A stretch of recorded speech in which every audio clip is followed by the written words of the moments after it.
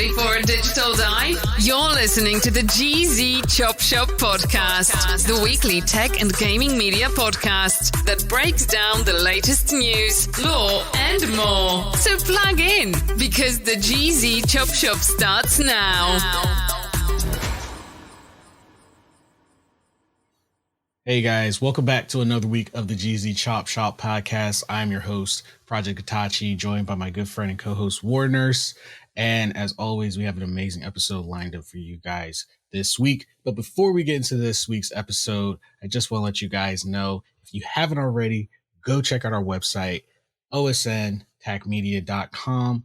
On our website, you can find all the links to everything we do, from our live streams to our store to catching up on every episode of your favorite podcast, the GZ Chop Shop Podcast, all in one place. And if you guys have ideas or suggestions for future episodes, you can make them right from our website. All you got to do is go to our website, click on the shows page, pick your favorite podcast, obviously GZ Chop Shop Podcast. And at the very top of the page, you can submit all of your suggestions or thoughts on past episodes right there for us to check out and maybe play or make that a topic for a future episode. So make sure to visit our website and check out the store, thegzshop.com. Lots of amazing and exclusive merch to go grab yourself.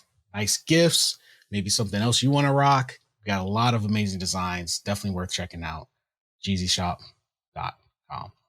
Now, on a previous episode recently, we were talking about AI and how it was pretty much becoming an integral part of social media and our daily lives, to the point we don't even notice anymore that some of us are using AI just on a day-to-day basis, let alone communicating with AI. My experience with an AI chatbot, pretty much how it's affecting businesses and workplaces. And then compliments to one of our community, Sailor Lion, for putting this story in our Discord server about CNET. And basically, for anyone who doesn't know, CNET is one of the leading tech news reporting companies. They're no small fish. And they have joined pretty much all the tech companies now in layoffs. But what makes theirs so unique, and why I wanted this to be a conversation piece, is everyone else, whether it's true, they at least were smart not to mention it. But what makes CNET's layoffs so unique is the mention of AI has been brought up. Now, CNET laid off about 50% of their workforce. Nobody was safe. Nobody was safe. So much. Yeah. Nobody was safe in this one. I mean, I think their former editor-in-chief, someone who had put in like 11 years, they even had, people that, were there for like 4 years. They were in high positions, gone. And the fact that they had to say that, what I'm about to tell you, as no, this wasn't the reason, tells me I think this was the reason. And a lot more people are becoming aware that this is a problem. So much so that CNET pretty much almost got called out about it. So a while back, CNET actually was called out about a fact that about 77 articles they had written. Now, this was probably like maybe 1% of their overall article production, but about 77, that's still a big number, of their articles were written by AI. And nobody knew. Nobody knew. So when they were called out about it, they were saying this is their own AI. This is their own AI that they're testing out. And we, like we were talking about in past episodes, this is something that's becoming more popular, and a lot of companies are testing out. They're either building their AIs or already using established AIs to do the work of people. And I don't think even we realize fully how far along that's come. Now, the company that called them out was a tech blog, which is kind of funny that it was a tech company, tech, blog calling out another tech news company, Futurism. And yeah, they basically said CNET had been quietly publishing articles written by AI without anyone noticing. In January, CNET said it was halting the use of the AI tech after finding more than a half of those stories contained factual errors or plagiarized sections. Now, the follow-up was, this is not long after, Futurism calls them out. They have this massive layoff. And people are going, okay, is this because you didn't shut down your AI and you're wanting to use your AI? Because now CNET comes along and says, according to them, the reorganization and layoffs, the site will narrow its coverage categories to 5 areas: consumer technology, home and wellness, energy, broadband, and personal finance. All things that are easy for an AI program to write articles about, because it's general information that is just out there that the AI could research, pull together, and write articles about. And what I feel is, I think that CNET saying, no, it's not because of AI, it's because we're cutting costs and et cetera, et cetera, et cetera. I think that's bullshit. I honestly think that they cut workforce because if AI can do it, why not? And I'm not saying this to agree. I'm saying this was probably their thought process. Why not have AI do it? If people up until this point did not even notice that it was written by an AI, you cut out half your workforce, then you just have the other half clean up whatever the AI gets wrong, and you don't have to pay the AI for heavy lifting. And then you have to pay that other half even less. What's going to be proof of this over time, over the next couple of years, is when they don't fill in those positions by even much less half. So with people. So some of the people laid off, and this is from Variety. Staffers laid off include CNET News executive editor Roger Chang, culture editor Leslie Katz, senior writers Queenie Wong, Aaron Carson, Laura Hotala, and Sean Keane. Editor at large Ian Scher, science writer Monisha Ravasetti, and video producer / host Claire Riley. Now that's a name a lot of people know. And video producer Chase Evans. These are big people these are big people in CNET. And they're saying that they're reorganizing, and in 2020, RedNet Ventures acquired CNET Media Group in a $500 million deal with Paramount Global, in addition to the flagship CNET site. So what we have here is a company that, as far as the public view can tell, is they're not like under the public view in a bad light. No, we're not aware of anything bad that happened, like with Blizzard Activision, and they reorganized and laid off people and rehired people multiple times, and they're still struggling in that area. Usually when you hear about stuff like this, it's because of things that have happened in the workplace, or the business did something and people had to be let go and they had to appease the public. Yep. Or they actually wanted to save money. Now, CNET is not, as far as we know, under any financial trouble. It's mainly an online situation.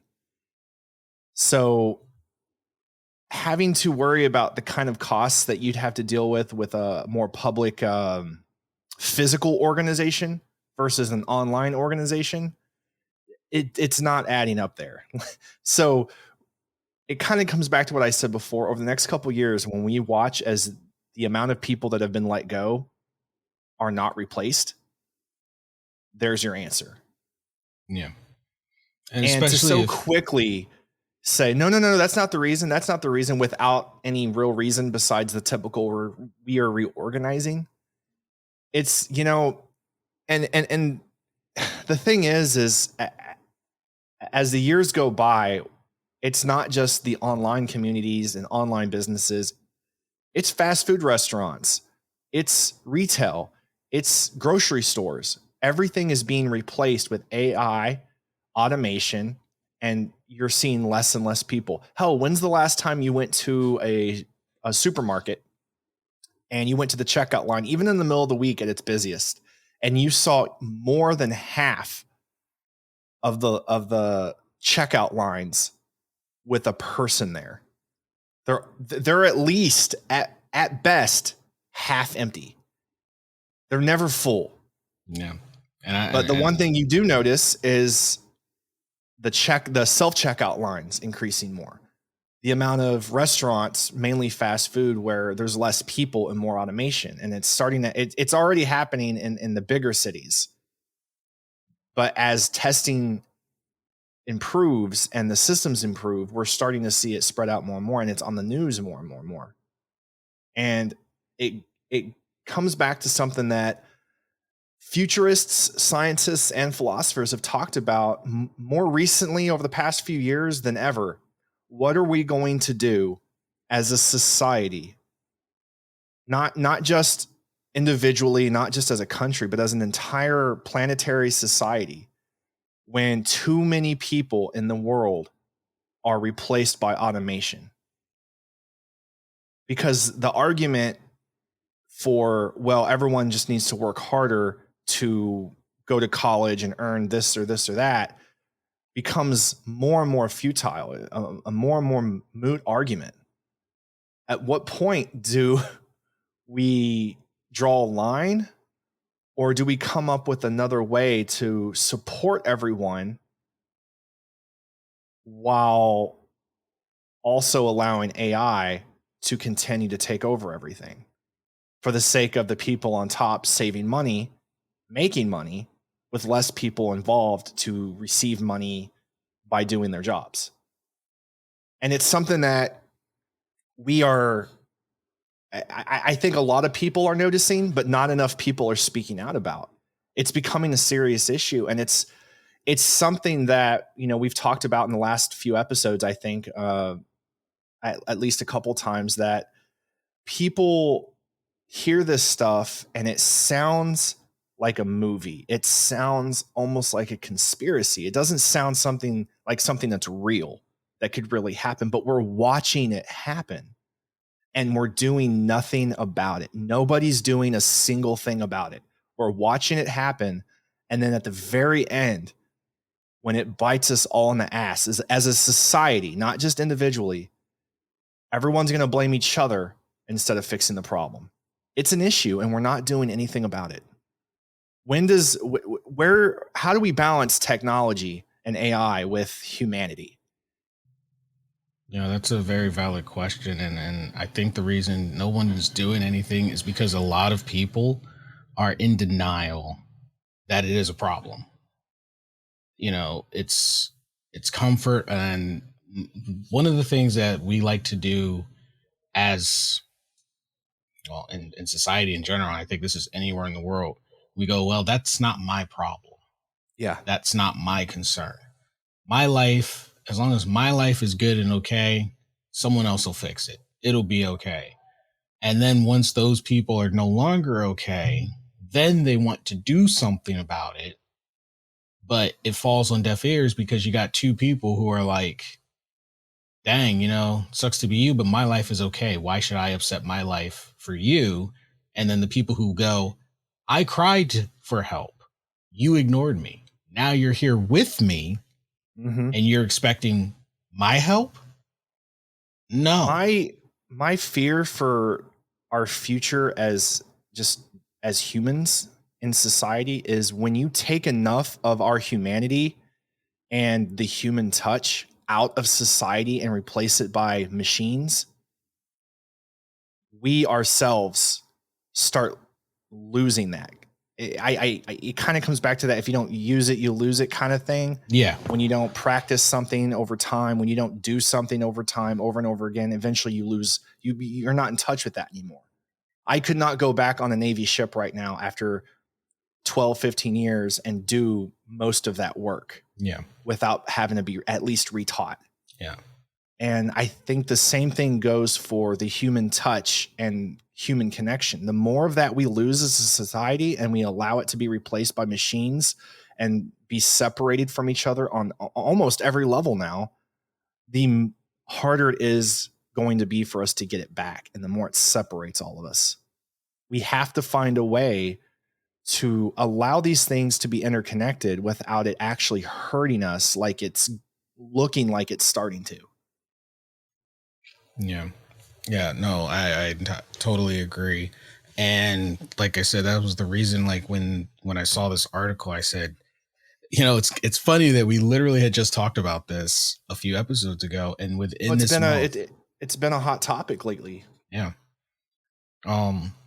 It's hard to avoid because so many stories are coming out lately regarding AI and what it's doing. And I don't think we're wrong for touching on it every time something new comes up, because it's not like we're reaching for anything. We're not reaching for a concept or an idea that's not really there. We're touching on things that are actually happening and trying to contemplate the repercussions of these things.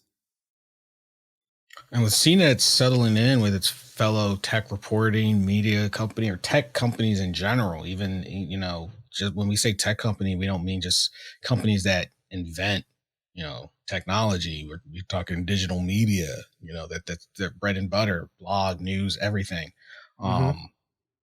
Just this year alone already, we're only in March, and already we have 16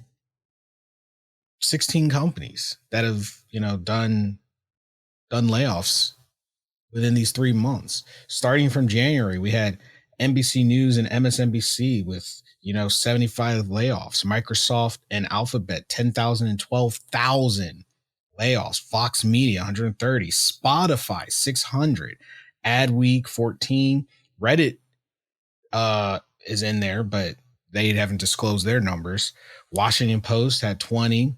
Dotdash Meredith, 7%. PayPal, 2,000. Disney, 7,000. Yahoo, 20% of their force. News Corp, 1,250. Showtime, 120. And then CNET, 50%. SiriusXM, 475. And Take-Two Interactive have not disclosed. And you know what's interesting about these, in the grand scheme of planetary population as a whole, these don't seem like big numbers. Mm-hmm. But when you look at each individual company, and we're talking numbers in the thousands per company, the amount of those people laid off that were huge key players that had been with the company for at minimum several years, some of them much longer, who, for better or worse, were impactful through that business and their craft. Again, for better or worse. Whether or not they're being replaced by AI, which in some of these cases, that seems to be the case. I think that's, yeah. There is a change happening. Whether they're replaced with people or AI, there is a change happening. And what kind of era are we living in right now? An era where social media and digital media are kind of the source of news. It shouldn't be, but it is. And there's a lot of, you know, I think fear and concern and anxiety about what's real and what's not. What are we getting? What is even reliable anymore? Do people even understand how to look at a source and tell if it's reliable or not, or cross-reference things? It's a skill that people are losing, not just here in our country, but worldwide. It's a serious problem.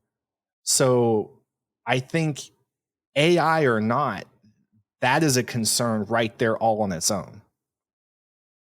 And I know there'll probably be people listening who go, well, there's layoffs happening every day, all across the country that don't make the news. Why is this so important? Quite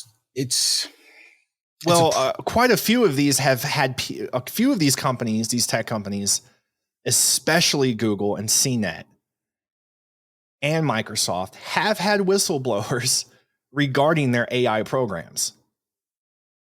And they were fired over their allegations and their worries about the AI programs. Mm-hmm. And these things are starting to appear more and more every day, more so this year now already. So, it's not about fear mongering or being scared. It's about looking at a situation for what it is, being logical and realistic with the information that we have, and saying maybe there is a problem here and we should address it. And even if you want to remove AI from the question, and let's just go into a conspiracy theory direction. I always, I like to say this is just my personal conspiracy theory.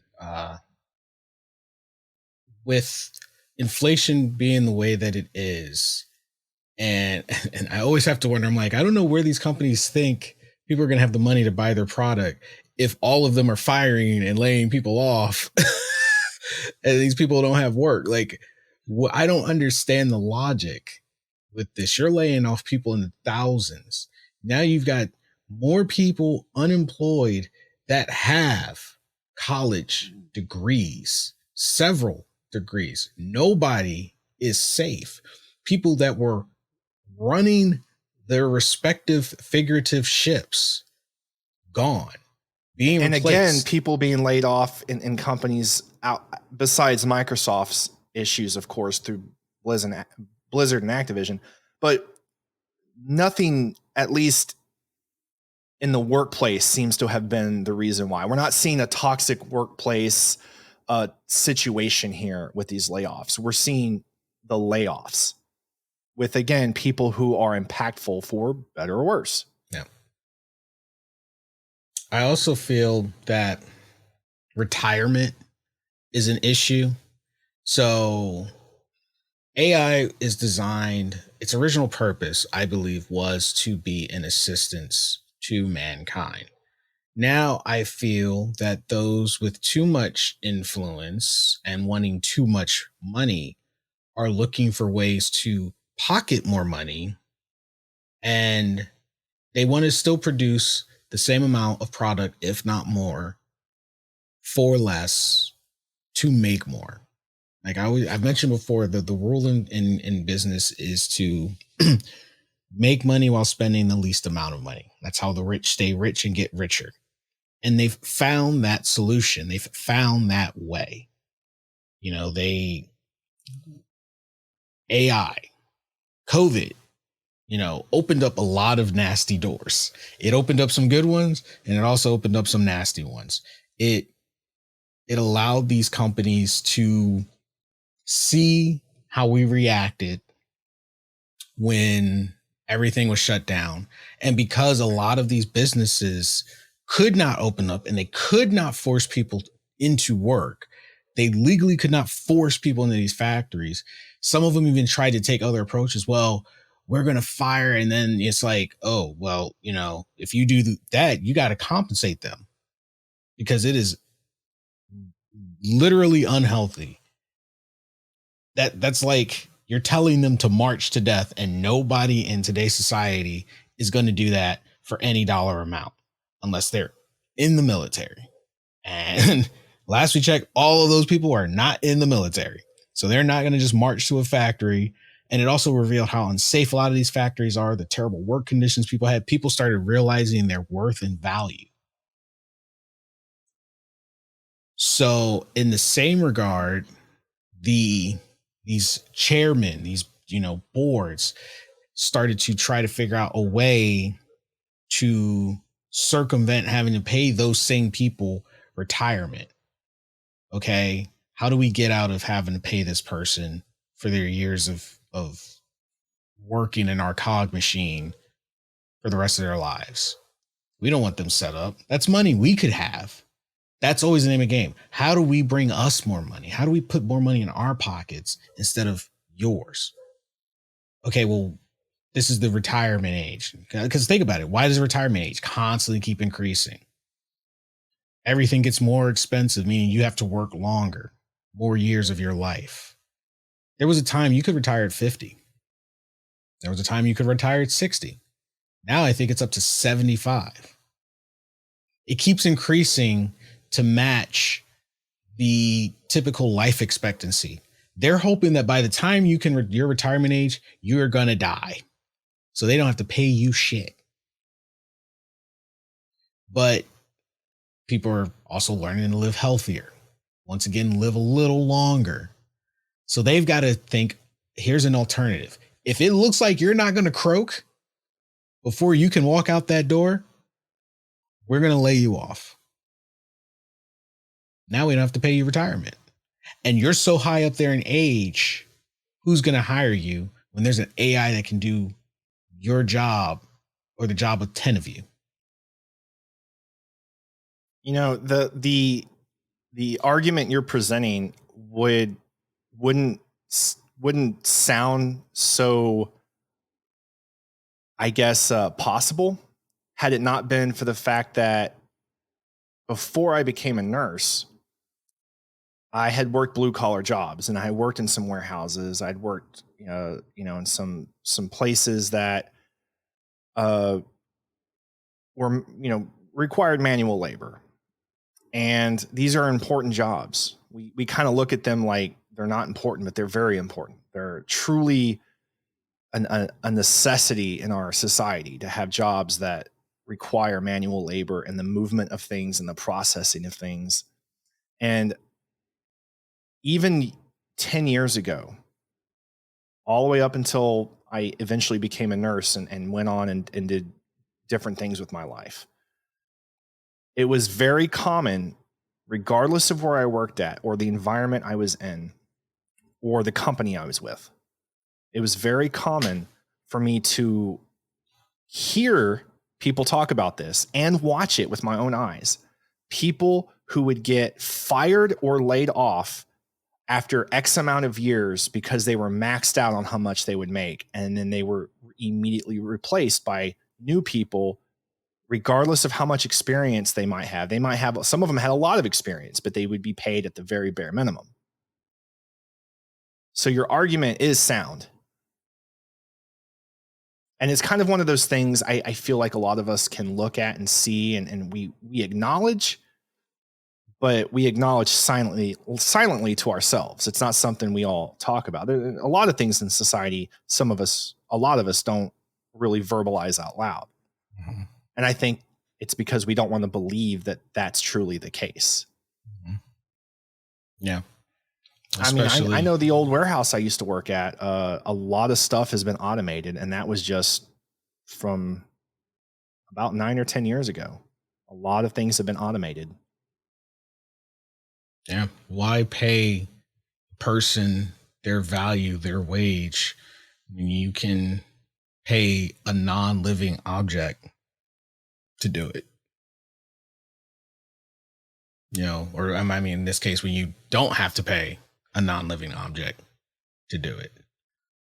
I believe we're heading into that realm of Elysium. I've mentioned that movie before, and if you have not watched it, even if you are not into science fiction, I cannot stress watching that movie, even as a non-sci-fi enjoyer. Leave the comfort zone and watch it for the message. Because more and more that is becoming our reality. When you take away the rich living in their tower in space and the middle class to lower class living, still on Earth, you take away I don't think there was a middle class in that movie. There wasn't. Everyone was poor. Everyone was straight up poor. You were either straight dirt poor, you were straight dirt poor, or super rich, or you were super rich and you sure the hell weren't there. Yeah. You were one or the other. There was no middle. When you take away just the science fiction part of it and look at how society is, how the rich treated the poor, and where where we were at, that is where I fear we are heading. Well, science fiction is the very thing over the past, at least couple hundred years when you talk about novels and then, more recently movies, science fiction is the very thing that brought us to where we are now. It becomes reality eventually, because these are truly inventions before they're invented. They're thoughts and products ahead of their time. Yeah.